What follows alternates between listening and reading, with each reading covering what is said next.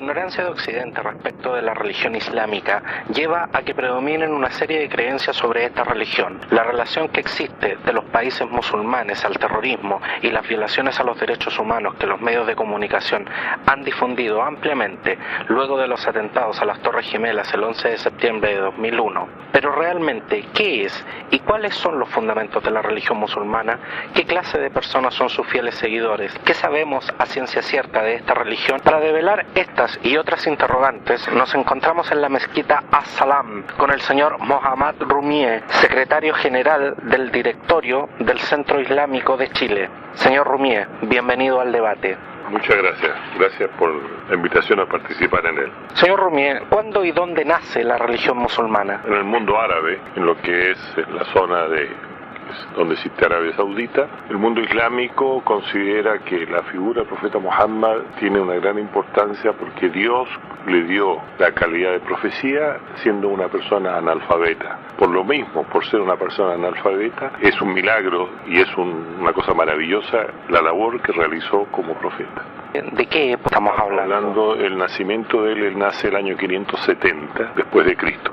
Nace, se dedica a las labores que hacían todos los árabes, eran pastores de ovejas, comercio, en fin. Se adiestra en el comercio gracias a un tío que tenía, después una viuda muy rica de Meca, le ofrece matrimonio. Había una diferencia de edad muy enorme, grande entre ellas, ella tenía 40, él tenía 25 años. Se casaron y pese a esa diferencia tuvieron hijos y él fue muy feliz durante la época que vivió con ella. Entonces ya estando con su vida, digamos, un poco consolidada y más tranquila, él acostumbraba a retirarse a meditar fuera de Meca en un lugar, porque habían fenómenos que él había sufrido como persona, que lo obligaban a pensar en sí mismo, y estando una vez en la caverna escuchó una voz que le decía lee. Recuerde que le dice que es analfabeto. Él busca el origen de la voz y hay una figura, una persona que se acerca, lo abraza, no lo conocía y lo apretó fuerte y le dijo lee. Entonces él le dijo no sé leer. Entonces la persona le dice lee en nombre de tu Señor que te creó de sangre y coágulo, que enseñó al hombre lo que no sabía. Y eso es la primera sura del Corán que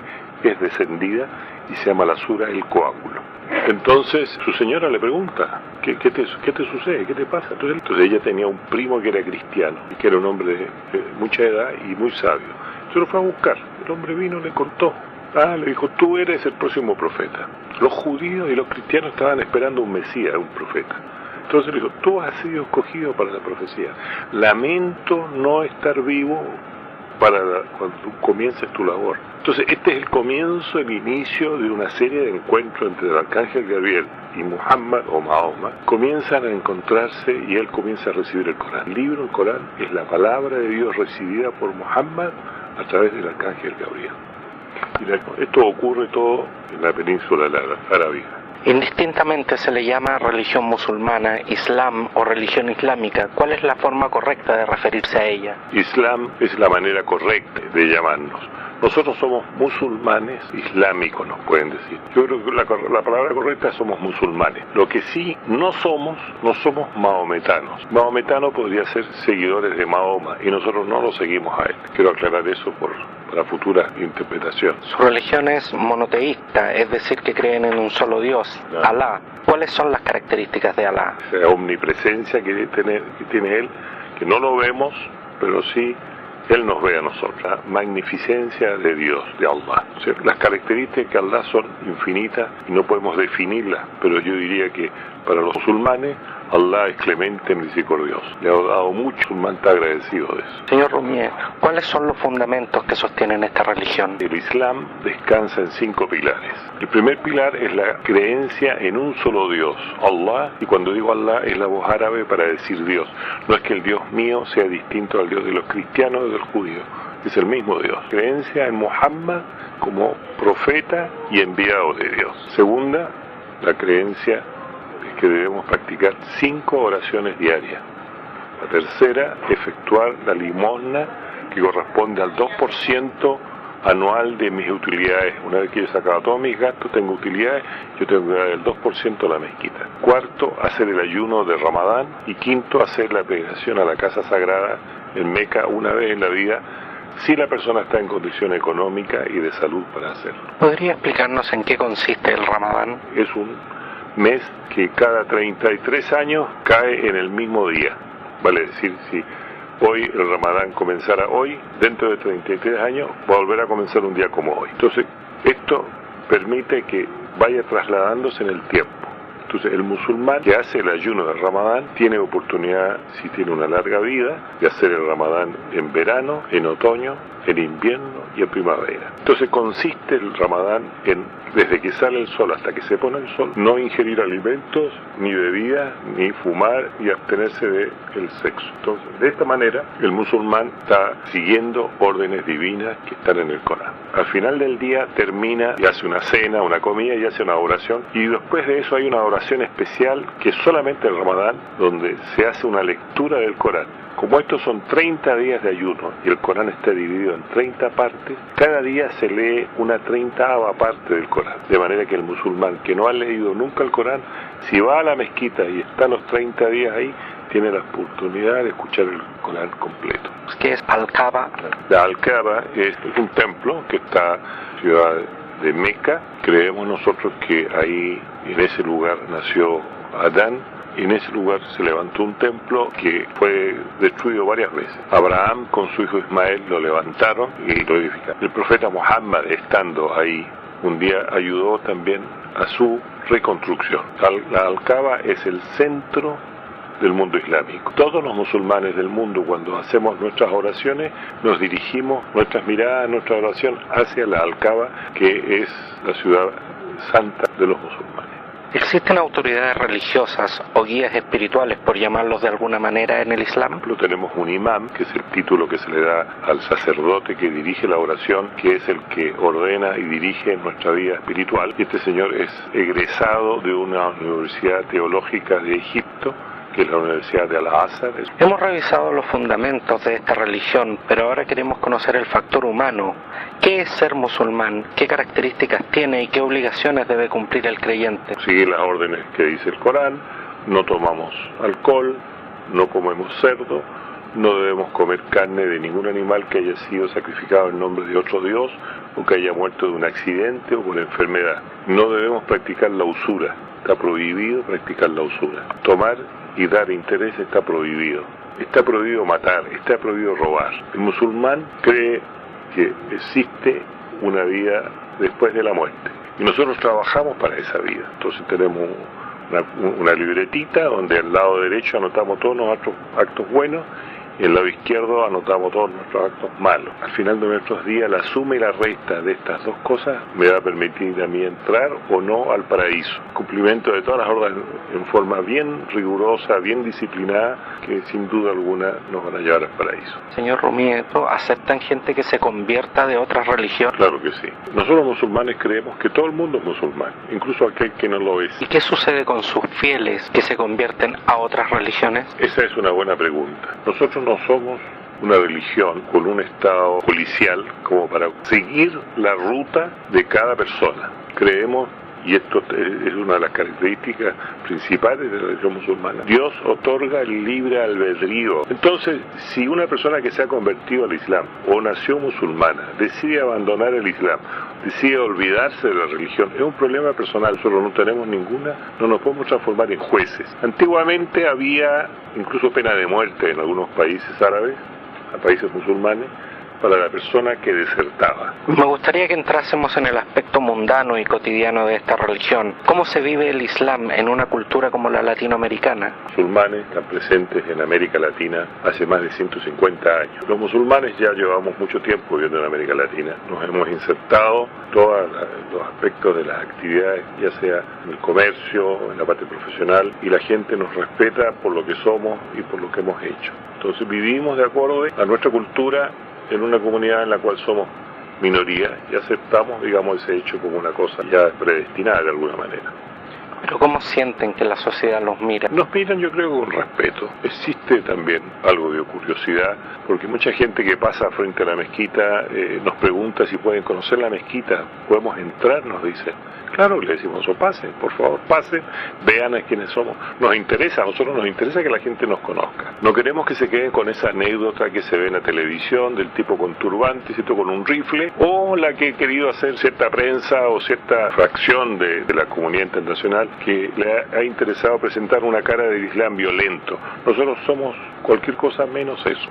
Entonces sí nos interesa que la gente nos conozca y la gente nos mira con respeto, con curiosidad. Y nosotros estamos también enfrentando la tarea de difundir el Islam. Esta misma entrevista es parte de esa labor, porque queremos que la gente nos conozca.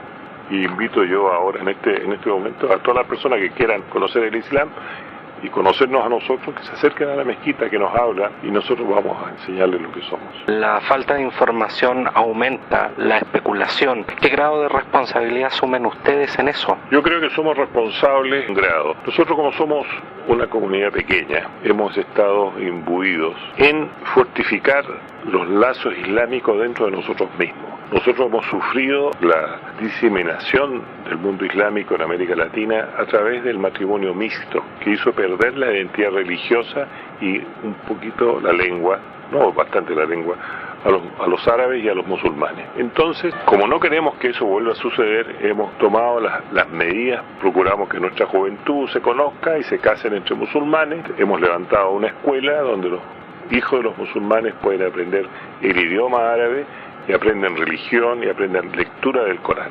De esta manera estamos dando un apoyo intelectual fuerte a nuestra juventud. Pero yo creo que nos falta completar la tarea con una divulgación del Islam hacia afuera. Nosotros nos hemos dado cuenta de esto. Hemos implementado en la mezquita visitas guiadas. En una visita guiada, en la cual se les muestra lo que es la mezquita, se les habla del Islam, se les habla de la historia, se les habla de religión. Entonces las personas salen ya con una información de primera mano de lo que es el Islam. Yo asumo la responsabilidad que los musulmanes tenemos en eso. Este conocimiento es parte también de nuestra propia responsabilidad. Tenemos entendido que los delitos son severamente castigados. ¿Cuáles son las penas de la ley musulmana a quien comete algún delito? El derecho islámico está en el Corán, tiene contemplado penas para diferentes delitos, que es la pena de muerte, que ha asesinado, ha matado a una persona, y el que ha violado a una persona, mueren esas personas. La persona que roba se le corta la mano. Ahora, el mundo islámico, compuesto por 52 países donde el Islam es fuerte, no todos ellos se practican esta ley. Algunos sí practican, le quitan la vida a la persona y otros van a la cárcel. En algunos el derecho islámico está implementado, en otros hay otro tipo de leyes. Aquí en Chile no se practica esta ley porque nosotros como minoría estamos sometidos a la ley chilena y además somos ciudadanos chilenos, entonces no podemos evidentemente modificar ese tipo de leyes de acuerdo a nuestro capricho. ¿Pero cómo las asumen? Tenemos que asumirlas con respeto. Yo soy chileno y vivo en este país y asumo toda la responsabilidad de mis actos de acuerdo a la ley. Yo creo que la parte de religión acá pasa a un segundo plano porque como ciudadanos nosotros tenemos que enfrentar esta responsabilidad. En el mundo islámico, en cambio, hay países que el Corán lo usan como ley y todo lo que el Corán dice se aplica. Y en el Corán dice el que mata muere. Entonces es condenado a muerte. Pero hay países islámicos como Siria, el que mata va a la cárcel. Quizá por decirlo un ojo más o menos más occidental del tratamiento de la situación. Pero hay otros países que, repito, como Arabia Saudita, como el Yemen, como Abu Dhabi, como Qatar, como Kuwait, que aplican, como Irán, aplican las medidas del Corán en forma rigurosa. Me gustaría hacerle una consulta. Usted mencionaba los matrimonios mixtos. Me gustaría saber cómo son los matrimonios musulmanes. El matrimonio musulmán, las familias los organizan. No existe el pololeo como existe aquí en Occidente. No andan tomaditos de la mano ni en una esquina besándose. Eso no está bien visto en el mundo islámico. Cuando una pareja ya se decide casar, el hombre debe dotar a la novia, porque está indicado así en el Corán, y que debe dotarla con un objeto, con una especie o con dinero. Eso es obligación. Entonces, cuando se hace el contrato matrimonial, en él debe estar inscrito y anotado cuál va a ser la dote que la persona va a darle a su futura esposa. Corresponde a propiedad de la mujer cuando se firma y se hace el matrimonio. Si el marido y le pide a ella parte de ese, ella le puede prestar o le puede decir que no. Pero hay otro aspecto del asunto. También en el mundo islámico existe el divorcio. El hombre pierde el derecho a recuperar esa dote. Y esta mujer que se separa de este hombre, con esa dote puede poner gozo para vivir sin que le falte nada y educar al resto de sus hijos, aunque debe seguir recibiendo parte del marido para ayudar a sus hijos, hasta que encuentre otra persona que se case con ella y también la va a dotar de acuerdo a su condición. No existe el noviazgo, por lo tanto asumimos que tampoco pueden tener relaciones sexuales antes de casarse. Claro, como no existe el noviazgo, casi imposible que existan relaciones prematrimoniales. No voy a decir que no hay en el mundo islámico relaciones, porque puede que haya, pero sé de que ha habido más de un caso, pero es muy raro, una cosa es igual que las violaciones son cosas pero muy escasas, muy escasas. Es otra cultura, otra mentalidad. Dentro del Islam el musulmán se puede casar hasta 4 veces, solamente que el Corán explica de que el hombre se puede casar con 2, con 3, hasta con 4 veces, pero teme ser injusto con alguna de ellas, entonces que te baste una. Ser justo con una mujer ya es difícil, con 4 va a ser mucho más complejo. Entonces, definitivamente las relaciones prematrimoniales están prohibidas. Y con respecto a temas valóricos como el uso de los anticonceptivos y el aborto, ¿qué posición tiene ustedes frente a eso? Un tema complejo porque tenemos que enfrentar la realidad islámica a través de los 52 países. El Islam como religión considera que puede ser utilizado siempre y cuando cualquiera de estos medios no dañe a ninguna de las dos personas ni a la tercera, que podría ser un recién nacido. Pero es un tema realmente muy complejo. Para el común de los occidentales, la visión que se tiene de la mujer musulmana es la de una mujer sometida, que prácticamente no tiene libertades. ¿Cuál es la visión real de eso? El mundo islámico adjudica a la mujer valores que Occidente no le adjudica a la propia. Yo no sé en Occidente si alguien cuando se casa dota a la mujer. Los musulmanes debemos dotarla. La mujer en el Islam puede pedir el divorcio. Ella puede pedir el divorcio si considera que su marido no cumple. La mujer tiene derechos que corresponden a su calidad de ser humano.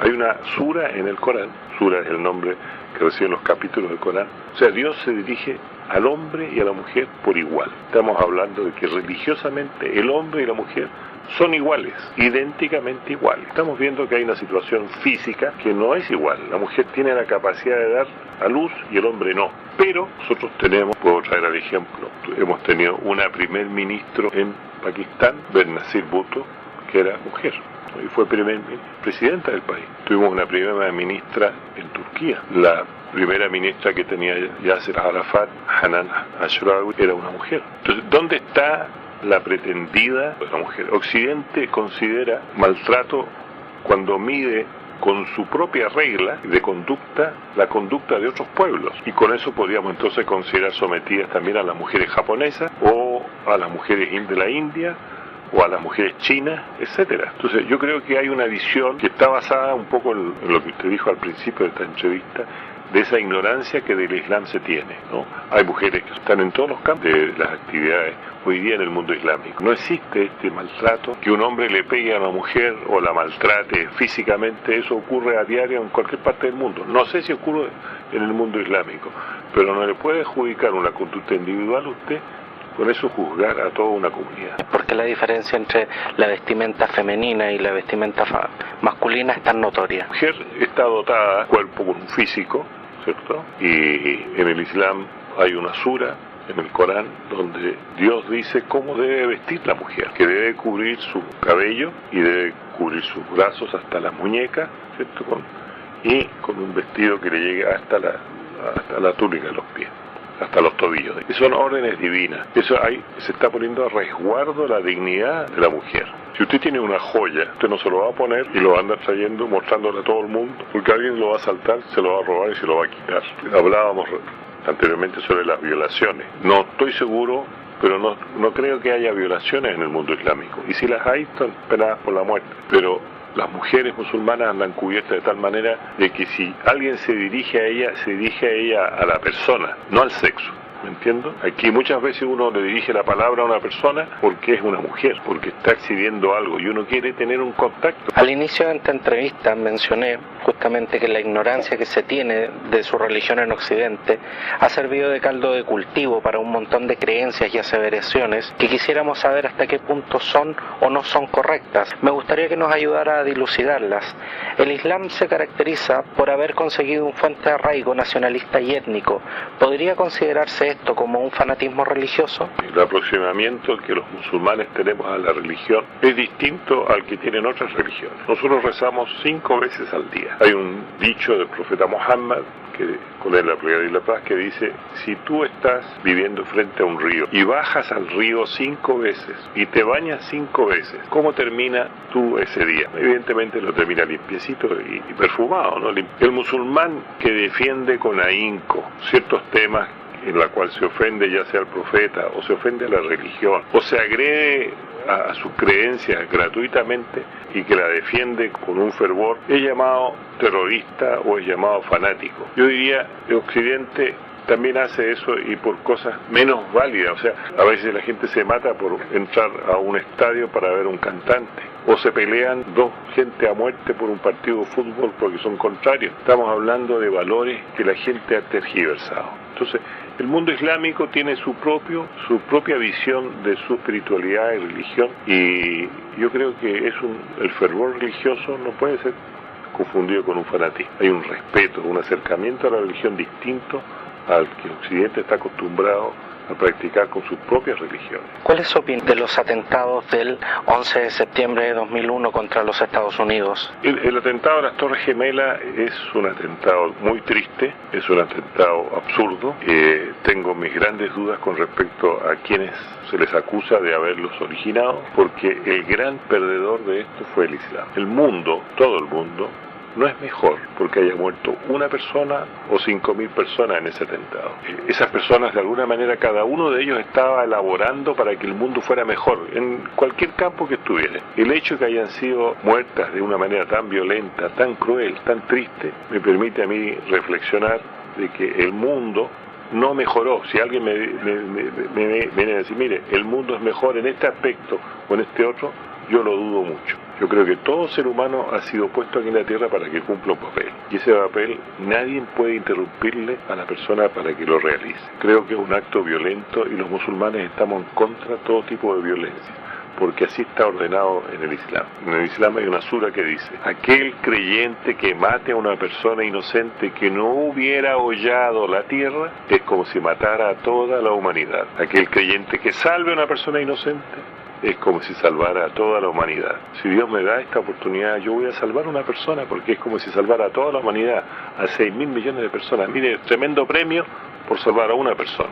Yo que quiero tener esta cuenta corriente. ¿Cómo sintieron el día después de los atentados, de la percepción que tuvieron las personas con respecto a ustedes? Recibimos muchos testimonios que nos sorprendieron de gente que no esperábamos que lo hiciera. Entonces eso demuestra de que sin quererlo nosotros hemos metido con nuestra conducta una imagen que la gente la ha recogido y la ha reconocido como genuina, de que somos personas de paz.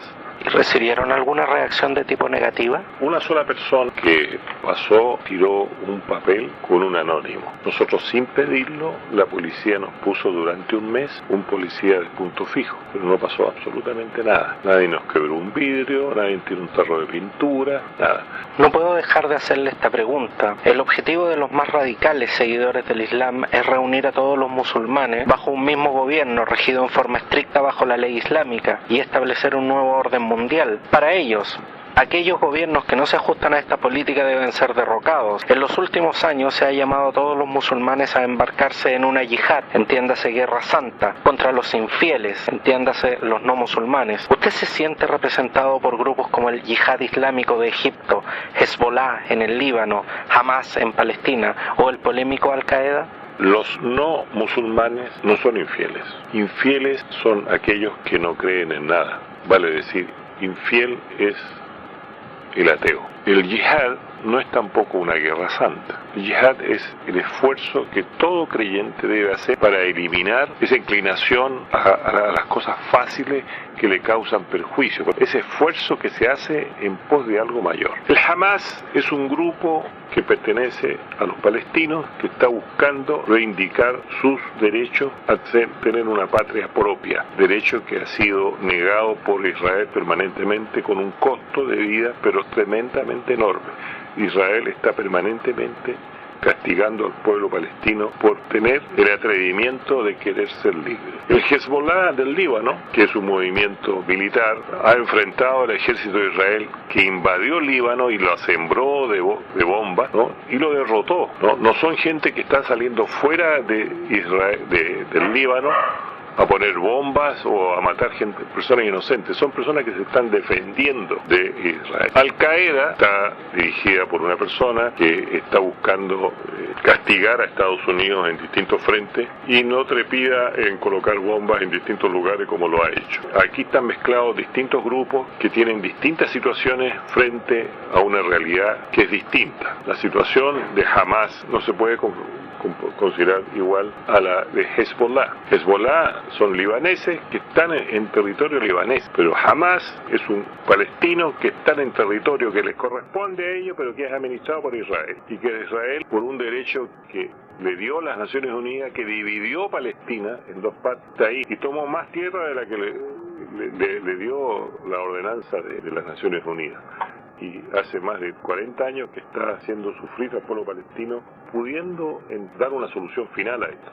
La fuerza la tiene Israel. Por lo tanto, Israel puede solucionar el problema palestino cuando ellos quieran, pero no tienen intención de hacerlo. ¿Cuál es la razón del por qué Estados Unidos ha atacado al Islam a tal punto de llamarles el eje del mal? Bueno, Estados Unidos, con el señor Bush a la cabeza, tiene una política agresiva hacia el mundo islámico, porque el mundo islámico en general, no nos olvidemos que la mayoría de potencias de petróleo están en el mundo islámico. En Arabia Saudita, en Irán, en Irak, Kuwait, Abu Dhabi, Emiratos Árabes, son ricos en petróleo. El desconocer esta cultura, el no entenderla, el no comprenderla, el despreciarla, provoca todas estas actitudes que Estados Unidos tiene. No olvidándose que además dentro de los grupos que se llaman los halcones, hay una serie de personeros de origen judío que tienen un interés. Toda esta riqueza y toda la fuerza que pudiese tener influencia al mundo islámico sea destruida en beneficio de Israel y de Estados Unidos.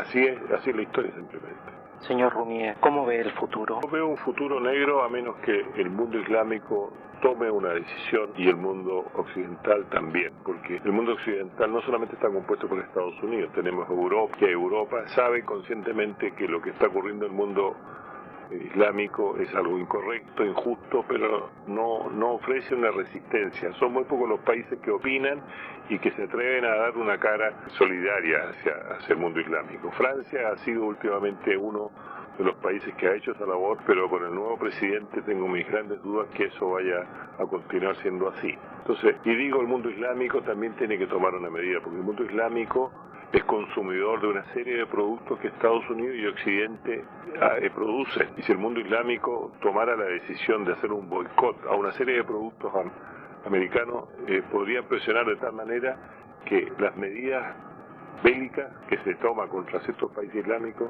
no sean esas y se tomen otras medidas. La medida de conversar con aquel que es distinto y diferente y tratar de comprenderlo.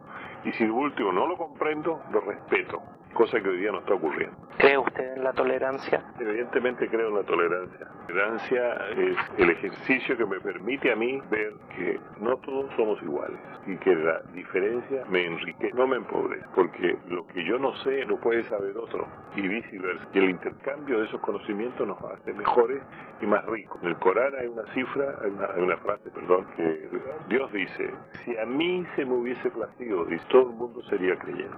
Una de las cosas maravillosas que tiene el Islam es la tolerancia. Yo fui a hacer la peregrinación a la Meca y recé con gente que venía de la China, de Tailandia, de distintos países de África, de Europa, y cada vez que terminaba la oración nos dábamos la mano y nos abrazábamos y nos besábamos. Sí creo en la tolerancia y creo sí que es algo importante practicar. Señor Roumier, los auditores del debate lo escuchan. ¿Hay algo que quisiera decirles? Sí, nosotros pedimos al mundo que no nos conoce que intente conocernos, no creer todo lo que dicen los diarios ni lo que dice la televisión.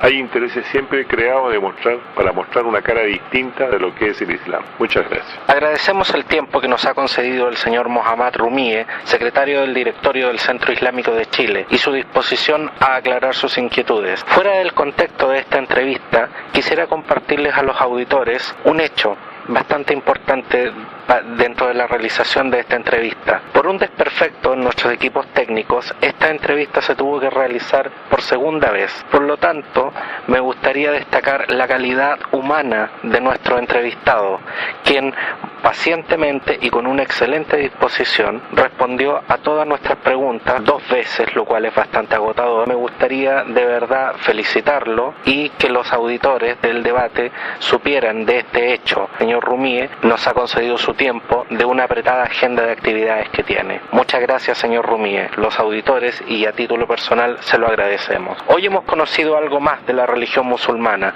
una religión que gira en torno a la oración, el ayuno, la limosna y la peregrinación. Una religión en que la vida de sus creyentes musulmanes está marcada por sus fundamentos desde el nacimiento hasta el instante de su muerte. El hombre es libre en su voluntad y sus acciones y puede decidir seguir o no el camino que Alá le ha mostrado a través de su profeta Mahoma, pero si lo hace, forma parte de una comunidad extensa e identificada. El debate. Usted tiene la última palabra.